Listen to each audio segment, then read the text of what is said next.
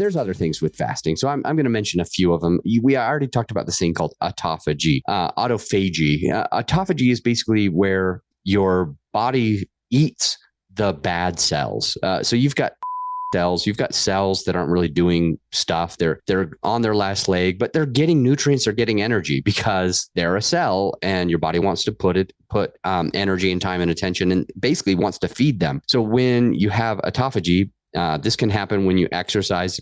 This can happen in an ice bath. This can happen in a sauna, like heat exposure. And it can definitely happen when you're fasting. So autophagy basically says, hey, I'm not sure what's going on with this.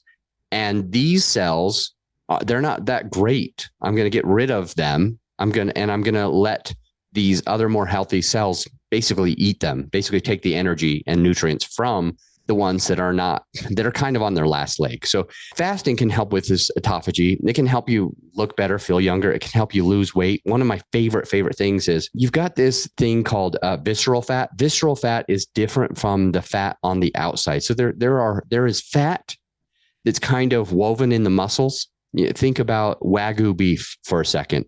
Wagyu beef is the fat that's kind of woven into the muscles. And then you got this other kind of fat where it's a layer on the outside. And think about a ribeye.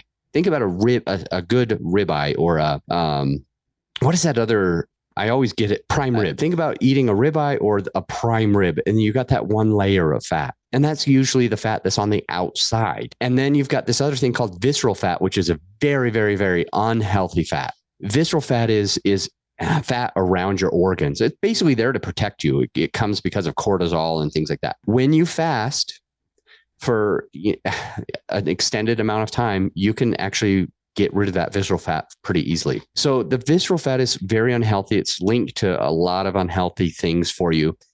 But I've been fasting.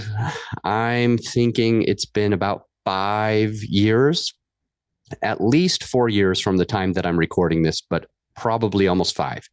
I've been doing fasting where I might go one day. I might go, there's this thing called intermittent fast where you have a fasting window. Basically, breakfast means break your fast. Breakfast is like, I'm going to eat now. I'm breaking the fast. It's my first meal of the day. So I've done it where my breakfast was, where I broke my fast was at 8 o'clock a.m. I've had it where it was at noon. I've had it where it was at 3 p.m. I've had it where it was one meal a day. They call it the OMAD diet, OMAD, one meal a day.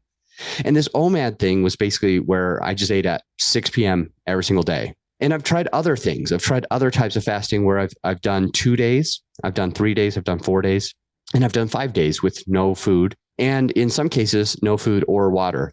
So there's something called a water fast where you basically can only drink water. And some people say you might have some electrolytes as long as there's no sugar. Some people say you might have coffee as long as there's no sugar or cream.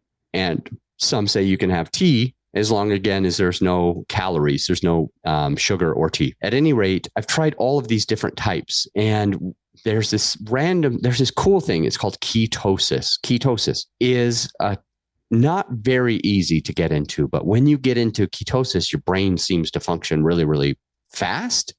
You might have less energy and you might feel a little bit dizzy at times because you just don't have the same amount of calories when you're in ketosis. But the strange thing is you feel happier, you feel way more flexible, like limber, and way faster. And in some cases, very, very strong. So this thing called ketosis is kind of hard to get into. Sometimes you need multi-day fasts, or you just need to eat only meats and fats and avoid carbs. And I'm not suggesting that you avoid carbs. It's not at all what I'm saying. I'm just saying simply that this thing of ketosis is pretty cool. It helps you to be able to think a little bit better. It's really remarkable how it does it.